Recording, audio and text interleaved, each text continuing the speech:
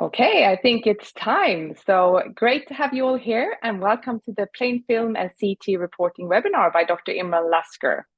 So all of you who are here today and fill out a short evaluation form after the webinar will receive a CPD certificate via email by end of day tomorrow. The evaluation link will be shared in the chat at the end of the webinar and will also be sent to you via email after the webinar. So during the session, please post your questions in the Q&A and all comments around the cases in the chat. Make sure to choose to send the chat message to everybody so that your webinar peers can join in on the discussion. If you want to follow the cases that we go through on Collective Minds, I will shortly share the link to the collection and the password. So just click on the link, enter the password, and you'll be able to access and follow along. And with that said, now I would like to hand over to you, Dr. Lasker. So hi everyone, welcome to this webinar. Really appreciate everyone coming along on well, it's a sunny day over here. I don't know what it's like where you guys are, but for us it's nice and sunny, and yeah, it's also kind of nice to be indoors and talking to you guys. So I've got the chat open, I've got the Q&A open, so if anyone has any questions, then feel free to put them in. We're going to be putting the link for all the cases up in just a few minutes. We've got quite a few cases to go through, so and they, as usual, we've got a varying number of kind of cases, varying kind of ability here. So for those of you that think, oh, these are way too easy, come on, give me a few minutes, we'll get to some good ones hopefully near the end, and just hopefully get a bit of entertainment, some learning all at the same time as well. So for those that don't know, I'm Dr. Lasker, I'm a consultant radiologist. I wonder if anyone actually saw I was on Radiopedia last month. So I did a talk on hip prosthesis. So yeah, if anyone did see that, do let me know what you thought, because tried to do something a little bit different, and I ended up getting some sort of award actually for the shortest talk, which was quite funny because I didn't intend to make a short talk. It just ended up being short. Right. So let's have a look at this one. So this is case number one. And this looks like X-ray, and we're going to have a poll just to kind of get people warmed up and into the whole thing. And that poll should be coming up sooner or later. So what we'll do, we'll just have a good look. And I always say to really try and make sure that things are very symmetrical. You always have a look at both sides. I really do draw around the contours of every single bit that I can, all the way around, especially in the beginning. Try and draw all the way around. And these kind of areas, the pelvic brim is very, very sort of commonly missed area. The superior and inferior pubic rims are also very commonly missed areas as well. But this looks like that side looks okay. It doesn't look like there's much going on. Look at the iliac blade, and then you come all the way down. There's no avulsions, nothing else going on over here as well. So this kind of heavy pelvis looks okay. It does look like the patient could be slightly turned, doesn't it? It looks like this doesn't look sort of straight on. So that's where you've got to start to wonder whether we are actually looking at any gross abnormalities, or I mean, we've got to try and explain it to, if we do see anything abnormal, is it true abnormality, or can it be kind of explained by the fact that the patient's slightly rotated? And it looks to me as though they're probably rotated that way. So that pelvic brim looks okay, coming all the way down, all that looks okay. I mean, this pelvic brim looks okay. The iliac blade looks okay. The superior and inferior pubic rims all look good as well. Because when you come up to this femoral neck, it starts to look a bit abnormal, doesn't it? And I've got to zoom in a bit and have a good look. And this is one of the reasons why the company that I work with called Radiology Seminars, we work with Collective Mind so closely. And this is as close to a pack to you're going to get online. So a lot of our courses will be kind of all very, very hands-on and do exactly this. We kind of work through cases together, see what people think, and then obviously give you the answers. And this one here, can you see like one of the things I always say is try and look at the trabecular pattern. And this trabecular pattern does look like it's disturbed around this area of here. So I'll probably say around this area, it looks like there could be a little bit of impaction of that femoral neck. And that femoral neck also looks kind of abnormal. Looks like a bit of a cortical break there and a cortical break there as well. So this looks like this could be the fracture. And I think we did have a poll. Can't see any poll coming up. So yeah, hopefully people have said this is the issue, that we've got a was it right neck of femur fracture, and so this is probably going to need to have some sort of nailing and stuff. And so people have got that. So okay, good. I know kind of generally what level. So some people have gone for the left neck of femur. So I'm just going to go through that and just have a good look. So I'm going to share those results with everyone so that everyone can see where everyone is. So left neck. Let's see. So what people. So I was trying to see, like, when we got registered, someone think that the answer is the answer. So with this one, I think the trabecular pattern looks okay. It goes all the way along, like so, all the way along, like so. And you can see that that sort of goes all the way around and it looks very, very smooth. So trabecular pattern is fine. And the doesn't look like there's any cortical breach anywhere. That femoral head looks okay. Then the kind of lesser and greater trochanter looks good as well. So we can stop sharing that. So yeah, so or maybe the other thing could be is that someone may have got the right and less wrong. And honestly, I know it sounds trivial, but it's not that trivial because if you're not used to it, you kind of forget that this is right and this is left. And I always think of the idea of like Ralph Lauren, for those that know, it's a clothing label, so Ralph Lauren, and that kind of reminds me what's right and what's left sometimes. Sometimes it's just useful to use a silly kind of way to do it like that. Okay, good. So well done. I think most people have got that, and I suspect the ones that didn't probably just got the wrong side because that's what happens sometimes.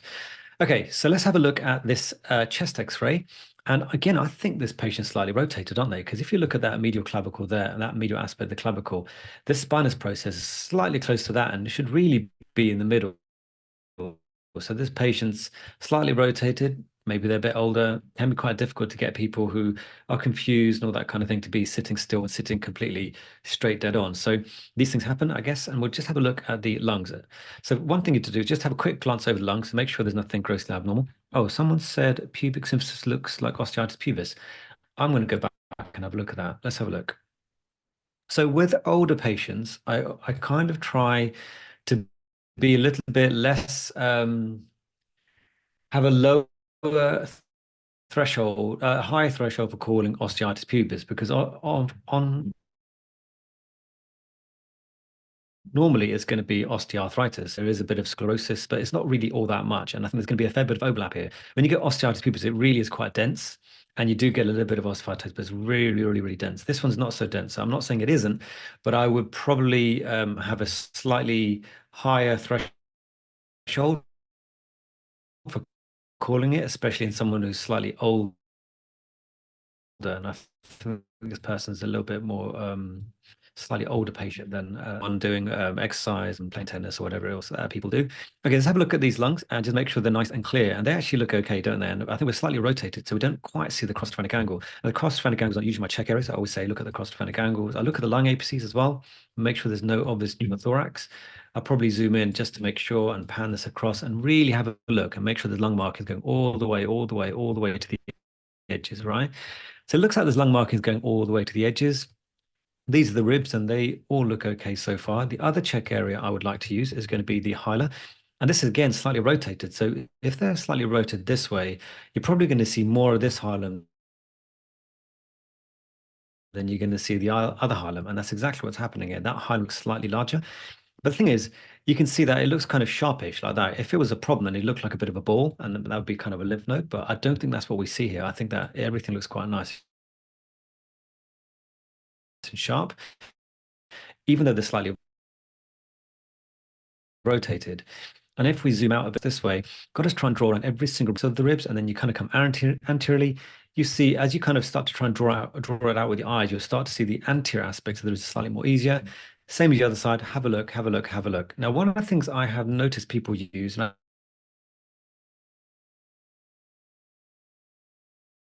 I do think it's fairly useful sometimes. Things on its side and pictures that you won't quite see. But for whatever reason, it's just slightly easier to see when you kind of turn things on its side. And same with the other side. Just have a good look and make sure there's no fractures there. Someone has said it already. They've seen it. So clavicle, clavicle looks okay. Can't be 100% about the medial edge of the clavicle because there's just so much overlap with regards to the sternum. That humeral head looks okay. You do have a bit of overlap. There's probably going to be a bit of skin, a bit of the axilla. But here, that doesn't look quite right, does it? So let's zoom in and pan across. And yeah, that doesn't look quite right at all. Can you see there's like these linear radiolucencies going all the way along? Bit of a cortical discrepancy there. Maybe a bit of radiolucency there. Definitely some radiolucency over there, greater tuberosity. So this looks like it's going to be a fracture. So oh yeah, someone's saying surgical versus anatomical. So as far as I'm aware, that would be the head and that would be sort of the anatomical neck. And then that would be further down would be the surgical neck. You may have to correct me on that, but that's what I remember from the top of my head. But this is something that can be often missed because, I mean, at the end of the day, it's a chest X-ray. And in fact, I remember when I was a junior working all those years ago, um, there was someone who had who they were walking along and it was nighttime or something, and someone had left the drain, this kind of circular drain things open, and they fell in, and then they really hurt themselves, and then they were taken to hospital, and I mean, they had a lot of pain, but they were I think they were drunk, and they weren't really kind of being very vocal about what really happened. And then it took like the next day till someone realized I had dislocated both shoulders. And when you looked at the chest X-ray, yeah, both shoulders were very, very much out. And it was just something that was missed because, yeah, I mean, when you're concentrating on the lungs, looking for rib fractures, pneumothorax, and all that kind of thing, you may miss the fracture there. Now, the thing I would say is that if you do see a fracture like this, then probably had a fair bit of impact. So you do want to make sure you have a look at everything else. Don't just stop there. Remember, you got to look at that kind of scapula, make sure that's okay. Have another look at that clavicle and have another look at the ribs just to be 100% sure that if someone's got hit there, you haven't missed something obvious that's somewhere else. And maybe there's a smaller pneumothorax because they've clearly had a fair bit of trauma. Okay, so now let's go on to the next case. So yeah, well done. A few people have picked that up quite nicely. Let's have a look at this one. So these can be a little bit difficult sometimes. I've got a radius and an ulnar, and kind of looking along the bone, trying to make sure there's no gross abnormalities. Everything looks like it's okay. Got to be careful. Got to zoom in over here because often you get fractures here. Feels like there's probably an overlap of some of the bones over here rather than that being a fracture. And then you've got your ulnar that's going all the way along. Doesn't look like there's a fracture there, which is all very good. Coming along, coming along, coming along like so. Looks good, looks good, looks good. Coming up to here looks okay.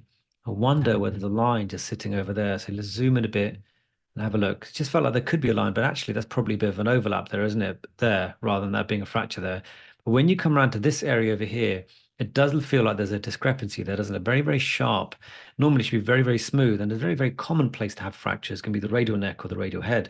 So in this instance, I haven't seen a radial head, but I definitely feel like I've seen a bit of a radial neck fracture. So what we'll do, we'll just zoom out a bit and just see whether we can see any posterior raised fat pads. Not on here on this particular view. I do feel like there's a bit of an infusion there. Is that case 7? Did I look at case 7 by accident? Isn't this case 7? You know what? You might need to refresh your screen because what I did was I rearranged them and then renamed them. So just refresh the screen and see. Tell me what you think because hopefully it's refreshed on your side. You may have uploaded it earlier. I don't know. Um, Here, I do think that you do have a bit of raised fat pad here, don't we? It just look like it's a bit abnormal there, but very, very subtle. I can't 100% see that neck, that radial neck fracture, but definitely a bit of a joint effusion. So it's really on this particular view, when you rotate it around, that there does feel like there's a fracture there. And that, I mean, I guess stresses the importance of having so many views.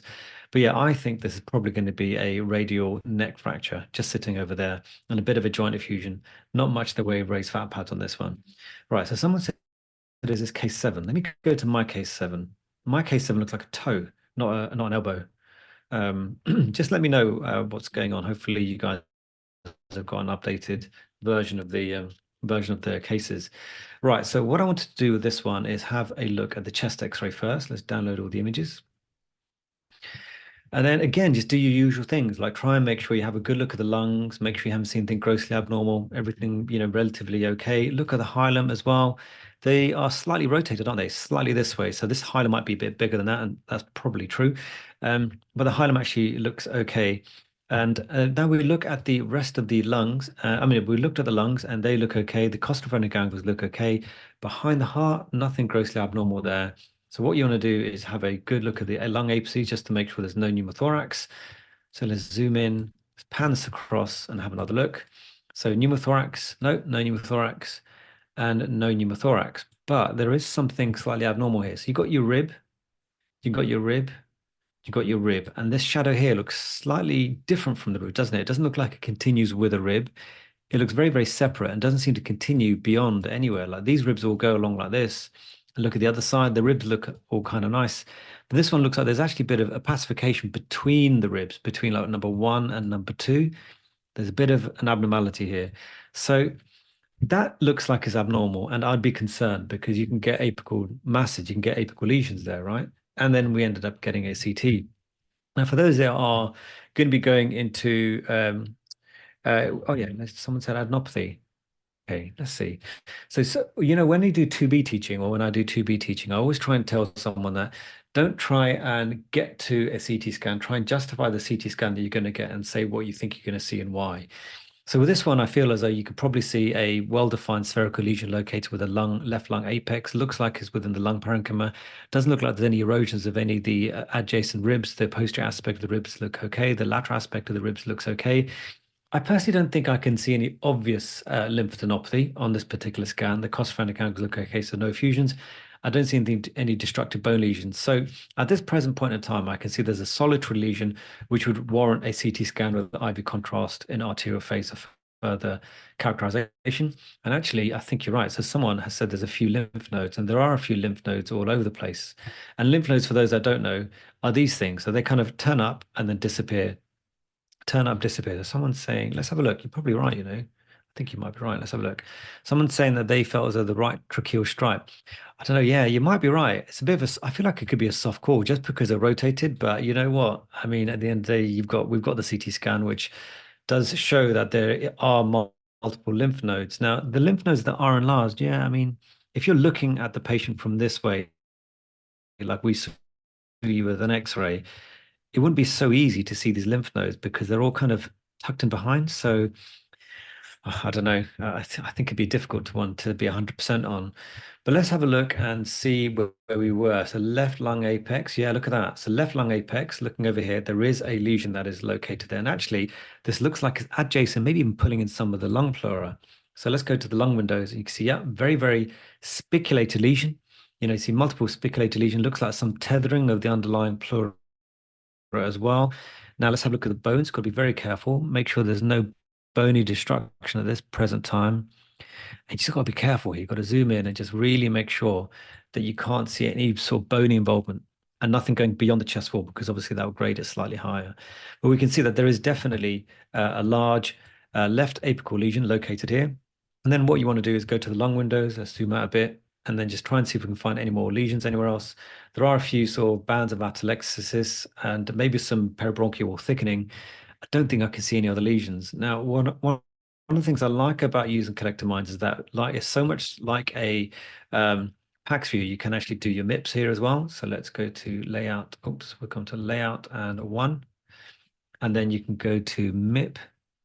And it's pretty rapid, isn't it? And then you can sort of zoom up and down, just try and see if you can see any other lesions. So let's scroll through. What's that one there? Is that a vessel? Taking a couple of seconds to catch up on actually, maybe because there's quite a lot of images. But it did feel like there could be something there. So what I'll do is come back to this one. It was around the bottom there, wasn't it? It probably wasn't, was it, in the end. I think it's probably just the vessels. I don't think we can see any other lesions. So the reason why I'm doing that is because obviously this kind of thing, having another lesion in the same hemithorax, having a lesion in the other hemithorax, will significantly upgrade the staging of a lung malignancy. And we will look at the adrenals as well, just to make sure they're not involved. And there's partially imaged lungs look okay. Pulmonary hamartoma, I wouldn't go down that road because Hamartomas would have some calcification and hamartomas would have some fat. This looks way too spiculated, especially when you go to lung windows. It looks like it's spiculated, doesn't look very well defined, and it does look like it's tethering the underlying pleura. So I wouldn't go with that. I would definitely this is going to end up probably getting a biopsy, a sort of a CT guided biopsy going down this way because you can't go via the bronchioles or anything like that to get there, I think. Okay, cool. So that was case number 4. That was case number 4. Okay, good. So yeah, good. Some poor tethering is not a feature. Yeah, exactly. I don't think it is. I think when you got something like an aggressive feature where it's sort of invading, pulling, kind of causing some volume loss, that kind of stuff is going to be it's going to be a bit concerning. Hamartomas are going to be with them for a long, long time, so your body has time to sort of adapt to it. So what you'll see is vessels going around it, lung parenchyma going around it, and that kind of thing. But this one really looked like it's pulling things towards it. Right, so let's have a look at this one, see what we think. So this one is a hand, and I always go for the fingertips first, just in case, because you just never know. And you can see these nails are quite nice, and you can see those continue all the way through. So don't get confused with nails and potential fractures. They look okay. The joint spaces, yeah, they look okay, don't they? It doesn't look like there's any erosions or anything like that. The STTJ is a very, very important one to look for. And the first carpal metacarpal joint is also another very important place for osteoarthritis to happen. Now, what we're going to be looking for is now looking at the actual bones themselves. So look at the metacarpal, metacarpal, metacarpal, and then metacarpal looks like it's pretty well aligned, but let's zoom in on that one. Can you see? Actually, there is a radiolucency that goes along like this, and maybe even one there, but that one's less convincing than this one. When you look at that one, that looks like it's maybe got a bit of a sclerotic border and doesn't continue to anything else. So that may be a nutrient vessel, and you can often get nutrient vessels in sort of the metacarpals, right? But this one doesn't look like a nutrient vessel. It doesn't have a sclerotic, well-defined contour. It looks very, very linear and almost going right across like this. So this looks like a potential spiral fracture. Very, very common to get fractures in the fourth and fifth metacarpals. I'm not saying that's not a fracture, so you just got to zoom in a bit and just have a look. Just be very, very careful. And actually, you know what? I reckon if we window that, you almost feel like it could be something going across there. Okay, so this definitely has a fracture going along that way, doesn't it? 100%. And then when you've got impacted fracture like that, you just got to make sure that the light of day sign is there. So you want to make sure there's a bit of radiolucency between the metacarpophalangeal joints. Reason being is because sometimes you get impacted fractures. This kind of goes and becomes sublux or dislocated, and you lose all this. And so if you lost that, then you've got to worry about a subluxation or a dislocation. This one doesn't seem to have that. It looks like it's all nicely there. And we can see that actually the cortex all looks good there. The cortex all looks good there. Doesn't look like there's anything grossly abnormal anywhere else. This looks like it's a fracture located within the shaft of the hand there. Not sure why that case has turned up there. I'll talk to the guys, but that's not part of this particular case. Or we may come back to it if that case is missing. Okay, let's have a look at this one. Okay, so there is a quiz with this one. So a couple of seconds to take it in. We're going to look at the X-ray first. So look at the X-ray. What do you think the problem is? And actually, where do you think the problem is? Where do you think, like, where anatomically? Hopefully, I've done this correctly. So, okay, so we've got a chest X-ray. Let's have a look at the lung parenchyma, and the lung parenchyma looks good. Looks all good apart from this area over here, doesn't it? This area over here looks like it's a bit hazy, a little bit less clear when compared to everything else. And when you get to the lung apices, there's no evidence of any pneumothorax. The cross-phrenic angles look okay. Behind the heart, I haven't seen anything behind the heart either. So wow, okay. So we've got a few different answers today. Do you want to restart the poll? Can we do that? You want to put a different answer in? Maybe that's what you want to do. But there, okay. So we've got a few different answers here. And so it's fine. I mean, it's just a bit of fun. So you can put your answer down here if you want. So this one, some people have said right upper lobe, some said right lower lobe, said right middle lobe, left upper lobe, and left lower lobe. Okay, fine. So first off, look, that's the right. And if you forget, then Ralph Lauren, yeah. So Ralph Lauren shirt, and this one looks like, yeah. So that's Ralph Lauren. So there's definitely something going on the right hemithorax. So that kind of takes away all the left stuff. So then you've got left upper lobe, left lower lobe, and left right middle, and right upper lobe, right lower lobe, and right middle lobe. So when you can see the cardiac border, therefore you are not looking at a right middle lobe. Yeah. If you can see that cardiac border nicely, then you're probably looking at a right lower lobe pneumonia. That's probably most likely what we're seeing. And let's end the poll. We can share the results, share results. And what I'll do is open this one, move this across over here, and let's have a look. So what have we said? Yeah. So let's go from the very, very top and see what's going on. So I always do a scroll through first just to see if there's anything grossly abnormal, like sometimes there may be dissection or something, just be careful with these things. And let's go to the lung windows and come all the way down, all the way down, all the way down and go. You can see a fair bit of consolidation located within this area over here. You can see some peribronchial thickening. You can see some ground glass changes. It's all happening over here, isn't it? When you look at that right middle lobe, which is probably this guy over here, it's all located within this sort of right lobe. It's actually probably big. So that looks like the lymph nodes over here. That little one over there, maybe a lymph node over here as well. probably some lymphadenopathy over here as well, maybe. But it's a fair bit of what looks like could be some lymph nodes within, definitely within the right hilum. And we've got what looks like some consolidated changes located in the right lower lobe. So this would kind of push it more towards underlying infection as being the cause. Okay, good. So that is yeah, just some a little bit of anatomy. If you can see the right heart border, then you're going to go with the right lower lobe. And if you can't see the right heart border, then you go for a right middle lobe. That's usually like the general rule. Okay, so let's have a look at this one. And this patient came in with a bit of foot pain. And at first, you may kind of think, okay, well, everything looks okay. I can't see any fractures or anything like that. Let's just download that one and download all these. Oops.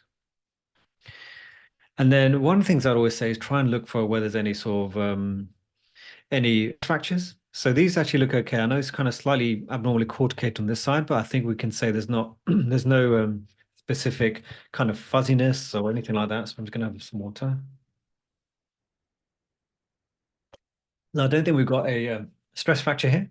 Then what we want to do is have a look at the metatarsal heads and make sure there's no evidence of any Freeberg's and fraction or what do you call it, subchondral stress fractures or fracturing.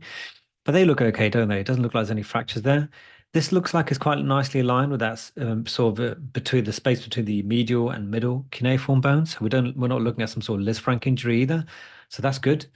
And now we've got to look at the tips. I always look at the tips just to make sure there's no abnormalities. And actually, when you come up to the tip over here, that looks slightly less bone dense, doesn't it? It looks like it's a bit radiolucent. And let's zoom in a bit and have a look and see. It looks like it's lost a bit of bone density.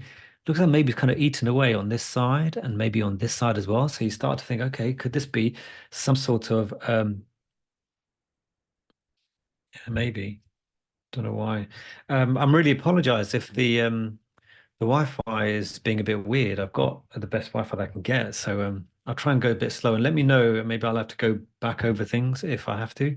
But yeah, someone's saying erosion around the first. Yeah, exactly. So there is a bit of soft tissue thickening. Exactly. You know, if you look at your own toes, it should really do this, shouldn't it? But this looks like it's a bit swollen around this area. Looks like it's kind of eaten away as well. I mean, so we're kind of in this area. Could this be gout? Gout would usually affect the big joints, not sort of a more peripheral joint like this. So we've got to have a look and see what's going on. And we do have an MRI scan. So the MRI scan, slightly wide field of view, but when you look at this, this is going to be the big toe. This is the fat saturated sort of fluid sensitive sequences. So the fat is very, very dark. Anything that's fluid is going to be bright. And you can see the fat within the bone is dark until you get to this area where there's lots of fluid. And actually, that sort of distal aspect there looks like it's completely eroded and gone, isn't it? And you come up to the base here, and that actually looks okay, but this whole area looks very, very angry, very, very abnormal. Let's come across to the rest of the bones. I don't think we've seen anything grossly abnormal. So what we're going to do is have a look at the T1 weighted images as well. A general rule of thumb, if you've lost some of the normal T1 signal of the bone as well, then you have to be concerned there's either going to be some sort of exactly tumor infiltration or some sort of osteomyelitis. Now, this one looks like it's very, very bad. It's like eroded away. There's not much bone left there, but there's also what looks like a surrounding collection. So this looks like a surrounding collection located within the region of the interphalangeal joint of the big toe. So when you've got a collection like that and there's quite significant bony destruction, you have to go along the lines of this potentially being osteomyelitis. And actually, can you see that osteomyelitis seems to be affecting some of that terminal phalanx as well? That terminal phalanx is there. That terminal phalanx looks very bright. The proximal shaft also looks very, very bright as well. So this doesn't look great, does it? This looks like a really seriously bad infection that's actually causing some osteomyelitis. There's a collection and some significant destruction as well. So I would probably go with osteomyelitis over tumor. Quite rare to get tumors located within the interphalangeal joints like that. And again, with gout, I mean, it can happen, but usually they would be affecting the large joints, but they could be. And so you may end up correlating with the clinical history, white cell count, raise CRP, infection markers, do they have diabetes, have they had a recent injury, maybe even do like a sample, get ultrasound guided aspiration to see what's it exactly in there. But yeah, that's quite a decent case. And I think, I think if you're kind of rushing through things, you may kind of rush past that without really looking at it. And I think what really gives it away is going to be that sort of lack of radial density. And when you zoom in, you start to see that sort of erosive appearance to some of the bones. See on this view, actually, I didn't have a look. Let's zoom in and have a look at this one. I wonder whether it got worse between the two scans, because here you've got a little bit of like normal contoured bone here. But when you come up to this looks like it's completely destroyed, doesn't it? It doesn't look like there's much bone there left at all. But anyway, yeah, cool. Well done. Oh man, we have got some good cases to go through. Okay, if we can't get through these, then well, I'll have to just do it next time. Right, so this one was, I think it was right iliac fossa pain, question mark appendicitis, came in on a busy on call, and we just try and work through. Okay, we will have Dr. Imran Lasker with us shortly here again. I think there was a bit of a connection issue on his end, so just give us a few minutes and we'll have Dr. Lasker with us. And please feel free to have a look at the collection while you're waiting and look at the cases. Also, if you have the chance, you can log into Collect the Minds and have a look at our global community cases as well. So give us a minute or two and then we'll be back again. Hello? Welcome back. Oh, sorry. I have no idea what that's never happened before. Okay. Can everyone see the screen again? Let's see. I think Can it? now it's back. Okay, sorry about that, guys. I don't know what's going on. My internet's being very strange. But it should be good internet. Okay, how far did we get? Did everyone see the bowel being followed? Okay, what we'll say, like I went through the bowel, I couldn't see anything abnormal with the bowel, and we just saw the appendix here. Can you see this? That's the appendix. You didn't catch it. Okay, you know what? I'm going to go through it just once so that everyone knows what to do. Let's go from the bottom here up to here. So keep following my mouse, keep following my mouse, keep following my mouse, keep going, keep going, keep going. We're going to go across to this side, sigmoid colon, the sort of right leg fossa. Then we've got the descending colon, which is over here. We're going to come up to the splenic flexure together. Okay, splenic flexure, transverse colon. Okay, that goes across here. Some fecal loading there, coming across. Just shout if you see anything abnormal. Okay, so we come up to the ascending colon. An appendix there. Can you see that? Appendix looks okay. So yeah, doesn't look like anything grossly abnormal with the bowel, but we still got someone who's got right iliac fossa pain. And yeah, well done. A few people have got it. But what you'll do is obviously do the rest of your check areas. So once you've kind of got rid of that, you're tempted to say that everything looks okay. You go to the lungs, go to the lung bases, that looks okay. Then you want to go to the bone windows. And what I normally do is go sagittal on the bones and just have a good look through and just make sure there's nothing grossly abnormal. So let's go across this way, bones, bones, bones wise. Okay, did anyone see that? I think some people have, which is good. Well done. Okay, now if we go to coronal, what did you guys see? Do you know what? I think it might be easier to see on the axes. I think you guys have seen on the axles. Let's go back to here and just have a look at the bone windows, and you can see that there's something going on here. Can you see that? You go back to the soft tissue windows, that's the psoas over there on that side, and that psoas doesn't look quite right.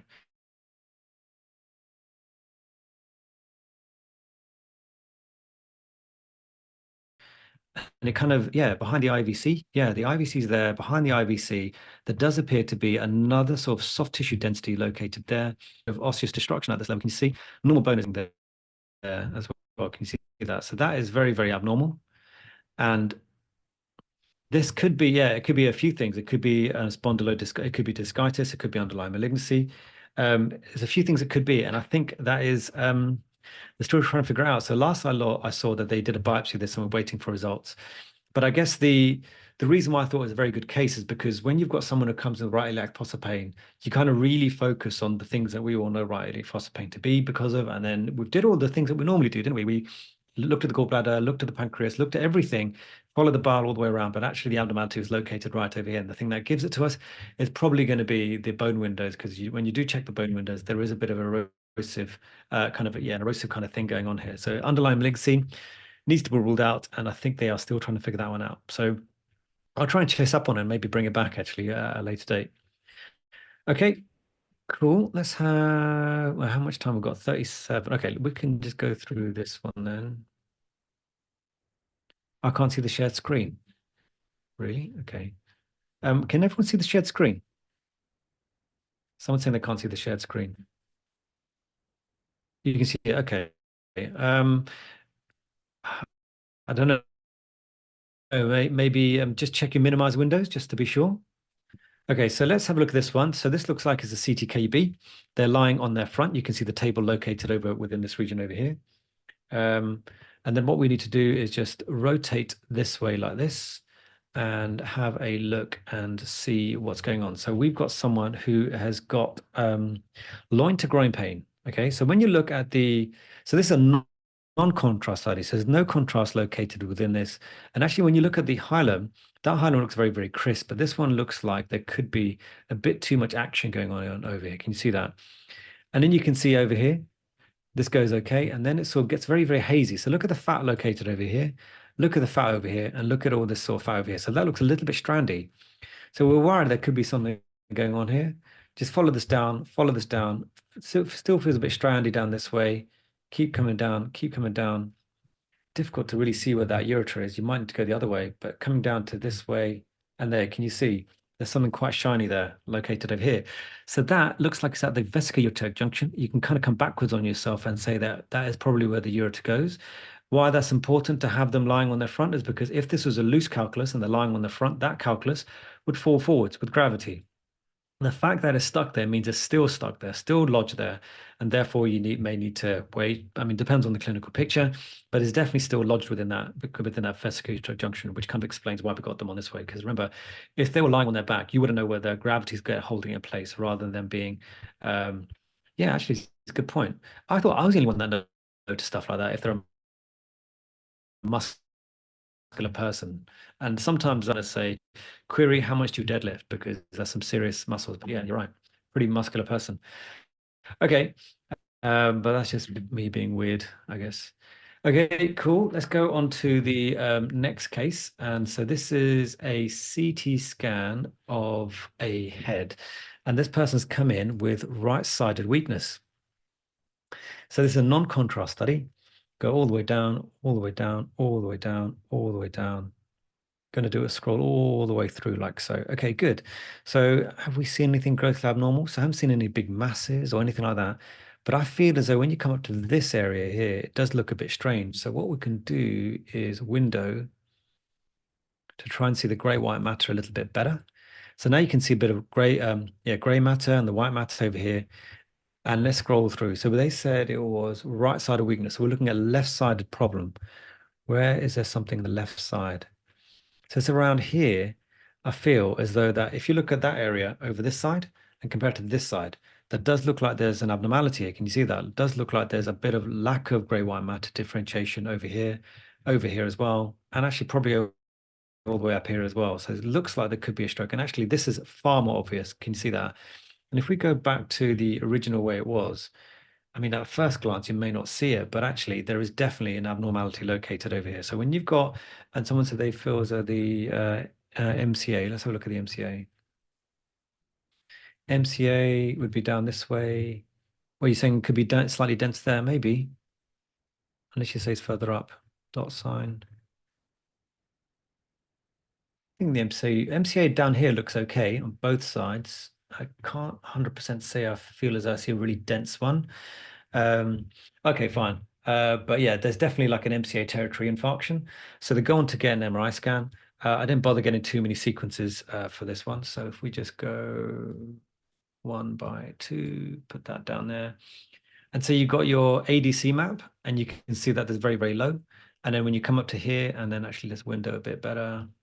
Oh, Darren did show me how to do it easier. But anyway, look, there we go. You can see that this is very sort of bright.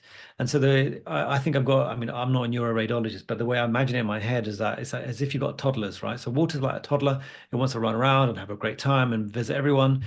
And then when you put restricted diffusion, and so when you've got like a tumor or infarction, suddenly the toddler or water can't run around anymore and visit all his friends, and it starts getting very aggravated. I'm probably saying this because my kids are on summer holiday right now and they're driving me crazy a bit. But like they get really aggravated and really stressed out, and then all this energy just gets pent up, and that's what you see, sort of pent up sort of water that's just sort of stuck there. And what's bright, if it's high on DWI, it needs to be low on ADC to be true restricted diffusion. And you can see that this definitely is true restricted diffusion located within this area over here. So that's just a silly way to try and remember, what is what when you're looking at an MRI scan.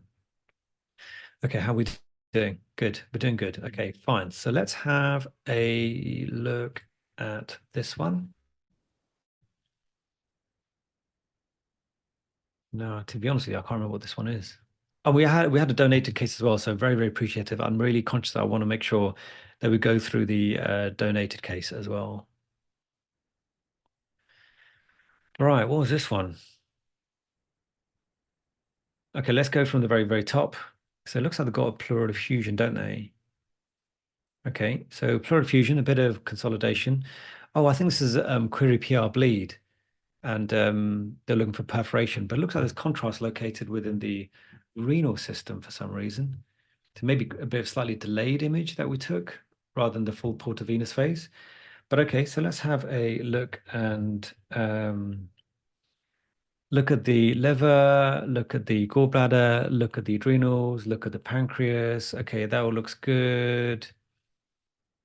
Okay, and then let's look at the bowel. So let's go for the bowel and make sure everything's okay here.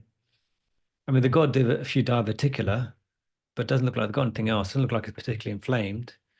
Definitely no perforation from what we can see at this moment. We're at the descending colon, descending colon, descending colon. Keep following my mouse, keep following my mouse.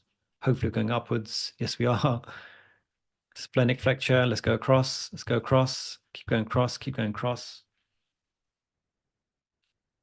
Someone's saying they felt so they saw something in the sigmoid colon. Okay, no problems. We'll have a look. Okay, this looks okay. We'll come to the ascending colon. I always try and make a rule of trying to see if I can find the appendix on every scan. Can I find the appendix on this one? I've said that now. Ooh, it's not be an easy appendix if it is there. No, I don't know if I can. Okay, so someone says scroll back to the sigmoid again. Okay, I'll go back to sigmoid colon. Thickened wall is sigmoid. Okay, let's go this way. Okay, this way we look over here. Sigmoid colon, still sigmoid colon. Around here, maybe you feel like could be thickened. Yeah, it could be a little bit thickened, but I don't think we see much in the way of inflammation. Doesn't look like there's any diverticulitis at all. So yeah, it looks like it's all right. So what we'll do, I mean, let's learn from the last one and have a look at the bone windows. So let's have a look at the bone windows and see what's going on.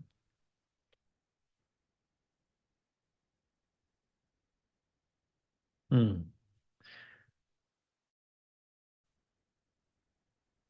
Okay, so did anyone see that? So when you go down to the sacroiliac joints, okay, so they've clearly had some groin repairs. I don't think that's related to what's going on, but that sacroiliac joints don't look quite right. Normally you've got a bit of a joint there, don't you? But that doesn't look quite right. Let's look at the facet joints. They don't look too bad when you come up to here, but coming up to the thorax, can you see how they look like there's not much in the way of a facet joint? Can you see that? And they're definitely not. The costophrenic and the costovertebral joints are just non-existent there, non-existent there, non-existent there either. Okay, fine. Let's have a look and go to sagittals. Let's see what's going on here. So it looks like there could be some ankylosing of some of the facet joints. And actually, there looks like there's some calcification of these sort of longitudinal ligaments, the interspinous ones as well. Okay. So, I mean, we could be worried there could be something else going on. This might not be bowel related at all. So then there could be underlying spondyloarthropathy or, yeah, basically ankylosing spondylitis with significant facet joint degeneration, ankylosis. So with these patients, be very careful, right? Because if you've got calcifications of these ligaments along the back, you want to see if there's any more calcifications anywhere else. So that looks okay. And these look like they're connected. And these look like they're connected. These look like they're slightly connected. These look like they're okay. But that doesn't look right, does it? Because it looks like connected and then it stops and looks slightly out of line. Let's zoom in, bring this across and just see what's going on. And can you see, if I zoom into that, There's a line there going along like this. And there's a line and then therefore there must be like a crack through there, slightly malaligned. There's a fracture going through that sort of area there, that spinous process. So the thing, and here, can you see there as well? Very a bit subtle, but there's a line going through there as well. So that's the thing about these ankylosing spondylitis patients, right? If you've got, so normally you've got a bit of movement, you can take a bit of a, if you did get hit, it doesn't get translated all the way through so easily. But when you got calcification of ligaments like this, calcification like this, all the way along like this, it means that like a low impact can result in a translation of forces right across like this. Chalk stick, wasn't that to do with osteopetrosis or something? I might have to look that up. But this is kind of like not quite a bamboo spine, but when you got this sort of level of calcification like this, it means that the translation of force is slightly worse, and therefore you can get a fracture. And it looks like it's a fracture through the disc over here. And when you scroll through that, hopefully you do agree with me, there's definitely a fracture through that side. Maybe not that side. Definitely, yeah. Just down there is like a linear line there, and this actually going through the pedicle. It's quite an unstable fracture. It's actually quite an unstable fracture, which just happens to be there. And I remember this because no one expected it. No one expected this patient to have any sort of fracture or ankylosing spondylitis, and then no one said anything. And then it turned out they came in with this abdominal pain, but it turned out they'd gone and fractured the back. So quite an interesting case, that one. Yeah, so pencil fracture, is that what it's called? Is it really? Or you just have me on? And I can't remember the word, and I don't remember anyone saying pencil fracture with these things. But I'm going to look that up later. Okay, right. So this is one of just feedback to the audience. Some of the cases are not in the shared folder, really. Maybe the way I upload, but I thought I made it all shareable by link. Okay, so we've got a case, so appreciate it very much. We will sort out the cases that you can't access later. I'm sorry about that if that is the case, and we'll look into why that hasn't happened. Doesn't usually happen, but sometimes, we get a few glitches. Okay, let's scroll through this one. This is a trauma patient, and I'm going to do one scroll through, and then hopefully you guys can tell me what you think. Okay, so I've scrolled through that. What did people think?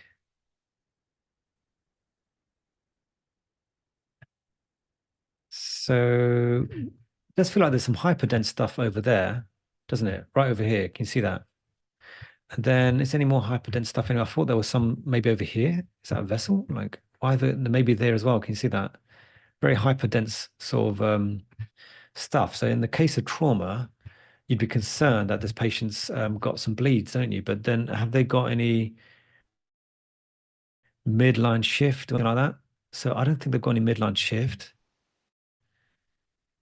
but they definitely look like they've got this hyperdense areas located there. Okay, fine. So then what we'll do, because it's so what I always do is just have a look at the sagittals and just try and make sure that sometimes you get like little not bone, you get contusion bleeds in the frontal lobes. So we'll just scroll through these just to make sure there's no bleeds in the frontal lobes.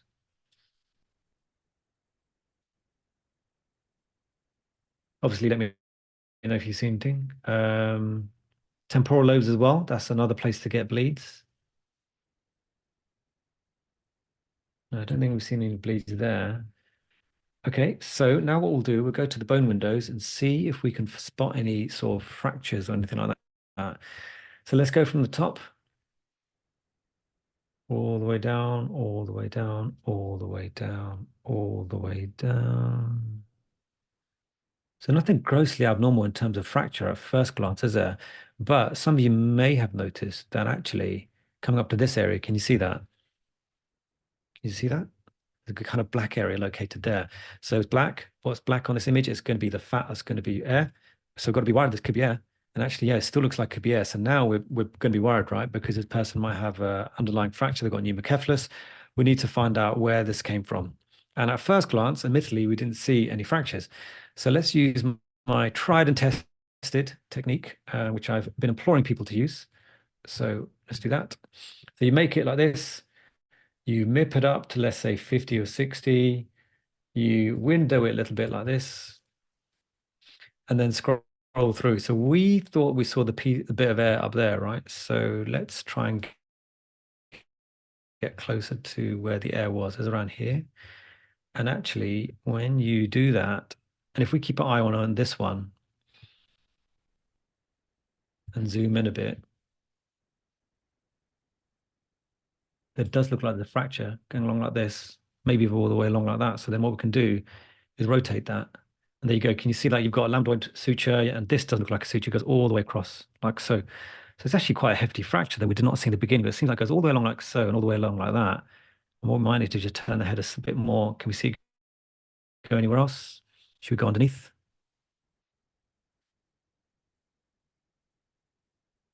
Yeah, look at that. So that's I mean, to me, I think it's a really good way of looking for fractures and something that I genuinely use in my practice. And I think that at first glance, it won't be so easy to see. But now we know there's probably a fracture somewhere. Let's see if we can find it on normal scrolling. Must be this thing going this way. Can you see that? Going all the way along like so. That must be the fracture. And I personally, I don't know what you guys think, but I do think that's a little bit difficult to see. But there you go. It's just there. Can you see that fracture going down that way? And then you got the piece of air there. So pneumocephalus, yeah. And I mean, I think this is why I don't know why more people don't do it. And I always show people how to do that MIPPing thing because it's a really good way to look for these sort of more subtle fractures. Okay, good. So I think we have got to the end of the webinar today. So as usual, thank you so much for joining us. Do give your feedback. Honest feedback is very much appreciated because I obviously want to do the best job of teaching that I can and also have a bit of fun because I'm a bit of a radiology nerd. I hope you did get to see my Radiopedia talk. If you haven't, then do sign up if you can and try and watch it. It was good fun doing. I used a bit of AI to make myself look very old and have a bit of conversation with myself as I do. And yeah, I think that's it. So thank you so much, everyone, for tuning in. And I guess I'll see you on the next one. And sorry about the technical issues with getting logged off. That's never happened before. I'll have to look at the internet. And with the cases, I'll get the we'll all have a look and find out why the cases weren't available to you. And they will be available to you later. So when you watch on a recording, you should be able to still be able to go through the cases in your own time and stuff like that. All right. Have a great one. I'll see you on the next talk. Bye. Thank you, everybody, and thank you, Dr. Imran Lasker, for great cases. I saw there was a question about how you can tag Dr. Lasker. So if you have an account on Collective Minds, you can actually upload your own case and tag Dr. Lasker in that case, and he will get a notification to know that you have a case that you would like him to go through in the next monthly webinar. Also good to know is that you can also create your own collections on Collective Minds Radiology. And my name is Natalie De Navarro. I'm Customer Success Manager at Collective Minds, and I really want to thank you all for coming today, and I hope to see you again next webinar on the 24th of September. And please do fill out our short evaluation form. I will share it here in the chat. And you will also, of course, receive an email afterwards with the link to the evaluation form. There we go. And if you have any questions, please feel free to reach out on support@cimrad.com. And here I will also share a link to past webinar collections, but you will need to be logged in on Collective Minds to be able to access those. And let me see. There we go. So I'll keep this open just another minute so you get to open up the links. But with that said, thank you, everybody, and have a fantastic evening or day wherever you are in the world. Bye-bye.